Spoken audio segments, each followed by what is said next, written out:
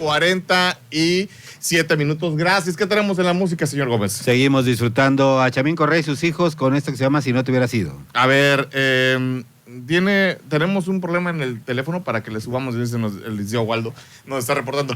A ver, Jesús, ¿qué le quieres preguntar al abogado de la Garza? ¿Qué tal, Mario? Buenas tardes. A ver, desde tu punto de vista y desde luego con la experiencia que tienes en este asunto jurídico, en estos temas jurídicos, ¿sí le ves que prosperarán las impugnaciones en contra del Plan B o lo ves que se queda tal y como está el Plan B? Mira, yo creo que, aquí es muy buena pregunta. Déjame hacerte esta reflexión que ayer la estábamos comentando con algunos abogados y abogadas. Mira, mucho va a determinar de cómo se elabora el proyecto, porque hay que ir analizando artículo por artículo y compararlo con la Constitución. Entonces, mira, podemos tener un escenario en donde algunos artículos de las reformas que se hicieron no violen la Constitución. Entonces, yo veo que va a ser muy difícil una declaratoria general así diciendo todo el Plan B viola la Constitución. No la veo esa así. Yo la veo más bien en porciones normativas, en ciertos artículos, en ciertas cuestiones que puedan decir esto transfiere de la Constitución. Es decir, hasta dónde nosotros, de manera de la estructura del Estado, constitucionalmente tenemos protegido la institución autónoma que organiza las elecciones, y hasta dónde esos artículos que están publicándose ya ahora como vigentes, que limitan las funciones del INE, digamos, afectan a esta estructura que está plasmada en la Constitución. Entonces yo lo que veo es que va a ser importante cómo se va fragmentando el proyecto. Acuérdense que aquí un ministro tiene que preparar un proyecto y se nos tiene que presentar a los 11 y tiene que haber una discusión de ese proyecto. Y entonces lo que ha pasado en otros casos similares es que van haciendo este análisis de artículo por artículo y van votando de manera diferenciada. Entonces lo que hay que tener bien claro es, para que esto prospere, tiene que haber 8 votos a favor de declararlo inconstitucional. Entonces imagínate que se analiza un artículo que está limitando las capacidades del INE y ahí lo pones a votación. Si logras los 8, entonces esa porción normativa, ese pedacito de la ley es inconstitucional.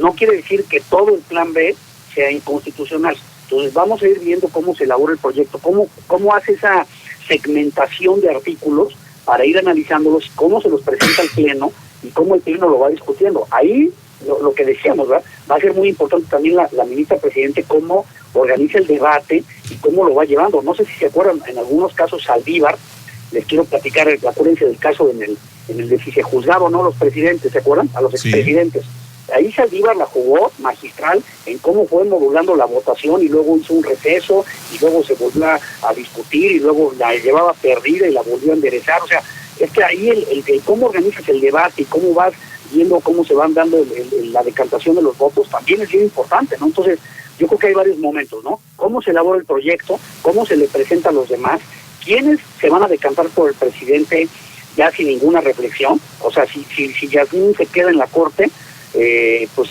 seguramente se va a decantar por el presidente. La ministra Loretta también. Saldívar, no sé, estoy dudoso de Saldívar cuál será su posición, ahora que ya no es el presidente de la corte. En algunas sentencias se le favoreció mucho al presidente Saldívar, ¿no? Y la otra ministra que fue propuesta por el presidente es Ríos Fayad, ¿no? Que también hay ciertas dudas de cómo se pueda decantar, ¿no? Entonces ahí ya tendrías 4, si ese bloque se alía con la propuesta del presidente, pues ya no lograste nada, podrás tener 7 votos, pero eso no genera que el Plan B sea inconstitucional. Entonces muchos están diciendo, la clave va a ser Ríos Fayad, porque ya están asumiendo que Loretta, que Yasmín y que Saldívar van a votar a favor del presidente de su Plan B, y entonces el Ríos Fayad se vuelve pues el fiel de la balanza, ¿verdad? Ahora sí que depende de un voto, ¿no? En ese sentido. Vamos a ver cómo va. Yo creo que algunas porciones sí se van a declarar, pero no deja de ser un tema complejo, ¿no? Ahí me entra la duda si la ministra plagiaria, como le llaman en las columnas, va a asistir a este tipo de debates, porque ya van 2 veces que la Corte sesiona y no asiste después del escándalo del país. Sí. Entonces, creo que de facto, pues a lo mejor sí el voto el día de la decisión final sí va a estar ahí, pero yo la veo fuera del debate. Ríos Farjat, ha votado en contra del presidente, incluso Loretta Ortiz, ¿no? En un tema, no recuerdo el tema, pero sí votó, se abstuvo, ¿no? Sí. Mira, cuando hicieron el análisis de la ley de reforma eléctrica, también esto que le estoy platicando, ¿no? De cómo lo acomodaron para cuadrar y para que unas cosas fueran declaradas constitucionales y otras no, pues fue también mucha habilidad. Entonces, hay mucho atrás, ¿verdad? Hay mucho atrás de que exactamente lo que está diciendo. No sabemos si Yasmín va a aguantar o no la presión. No sé si vieron que la Complutense también ya emitió un comunicado deslindándose de la tesis doctoral que hizo en la Anáhuac, pero ahí en la Anáhuac y la Complutense, creo que las dos participan en el título de doctorado, ¿no? Ya salió diciendo la Complutense que no. Yo creo que Andrés Manuel la va a sostener, ¿no? Para tener ahí una ministra a modo y tener un voto, ¿no? Yo creo que no va a renunciar, por lo menos de aquí a que se termine esta discusión. Me parece que porque el proceso de nombrar a un nuevo ministro, una nueva ministra, le va a llevar tiempo al presidente, ¿no? Tiene que pasar por el Senado y eso. Entonces es más fácil ahorita ya aguantar a Yasmín, pero como bien dices, Loretta, ¿qué va a decir? Nuestro ministro Saldívar, ¿qué va a decir? Y Ríos Farjat, sí. Es interesante que en algunas cosas han ido en contra del presidente. La presión también tras bambalinas del presidente y de sus aliados, el secretario de Gobernación, pues vamos a ver cómo se da. Creo que la ministra Piña va a aguantar fuerte la resistencia. No sé si vieron la declaración del presidente, ¿no? Sí, Empezaron claro. a salir los delincuentes cuando llegó Piña, ¿no? Durísimo el comentario en contra de la ministra Piña y responsabilizándola a ella por algunas sentencias donde se ha dado la libertad a algunas personas que estaban acusados por delitos graves, ¿no? Y le atribuye el presidente directamente a Piña la responsabilidad de esas libertades, y nos dicen también que ya están denunciando a los jueces, a través del fiscal, están haciendo ya, fiscal general de la República, están ya presentándoles denuncias penales a los jueces. Entonces el entorno del Poder Judicial frente al Ejecutivo está muy complejo, muy duro, y nunca habíamos visto eso, que un presidente se aventara a denostar así al Poder Judicial, y ya no nada más es mañanero, sino también ya están abriendo carpetas, ya hay 14 carpetas abiertas en contra de jueces. Entonces, pues está la presión muy fuerte en este tema.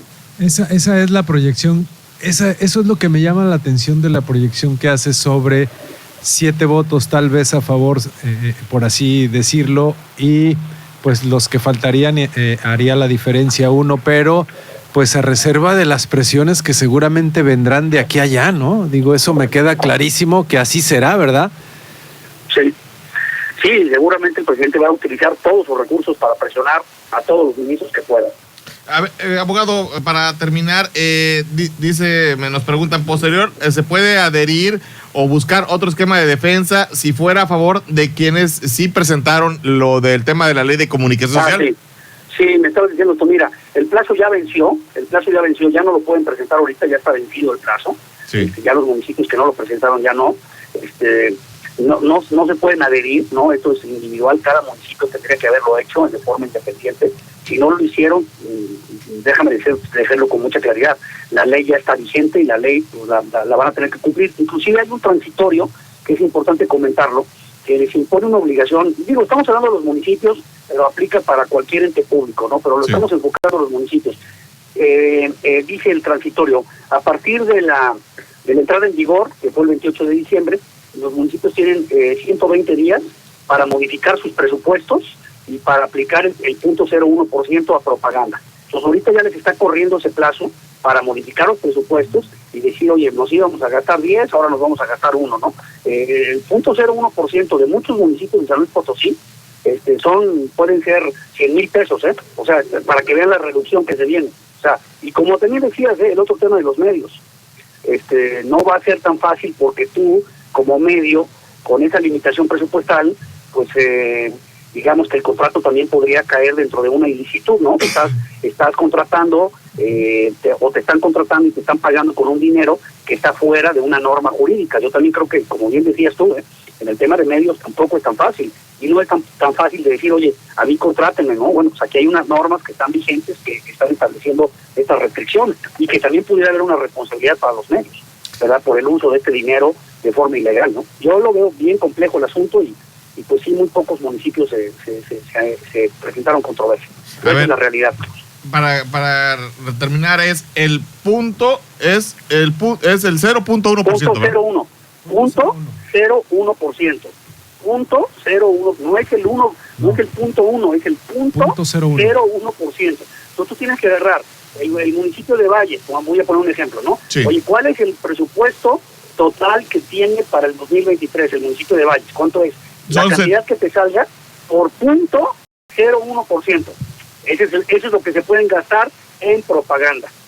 Híjole, ahí va a estar. Sí, está durísimo. Porque esas cantidades con municipios que tienen poco dinero, pues es muy poquito. Te digo, pueden llegar a ser 100,000 pesos o pueden llegar a ser inclusive menos. Entonces, imagínate que tú, con esa limitación, al rato traes un gasto de 2-3 millones de pesos en propaganda, entonces te van a decir, oye, espérame, cometiste un delito.